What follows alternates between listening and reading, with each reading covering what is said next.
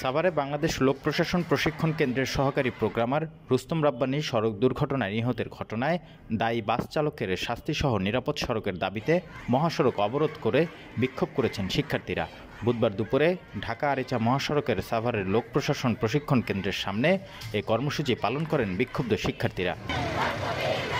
শিক্ষার্থীরা জানান, গত ৫ জানুয়ারি লোক প্রশাসন প্রশিক্ষণ কেন্দ্রের ৩ নম্বর গেটের সামনে যাত্রীবাহী বাসের ধাক্কায় গুরুতর আহত হন কর্মকর্তা রুস্তম রাব্বানী। পরে তাকে সাভার এনাম মেডিকেল কলেজ হাসপাতালে ভর্তি করা হলে চিকিৎসাধীন অবস্থায় গতকাল মারা যান তিনি। এই ঘটনায় দায়ী বাসের চালকের শাস্তি দাবিসহ নিরাপদ সড়কের দাবিতে আজ বাংলাদেশ লোক প্রশাসন প্রশিক্ষণ কেন্দ্র স্কুল অ্যান্ড কলেজের শিক্ষার্থীরা ঢাকা আরিচা মহাসড়ক অবরোধ করে। পরে পুলিশ ও শিক্ষকরা শিক্ষার্থীদের বুঝিয়ে সড়ক থেকে সরিয়ে দিলে প্রায় ১ ঘন্টা পর ঢাকা আরিচা মহাসড়ক দিয়ে যান চলাচল স্বাভাবিক হয়।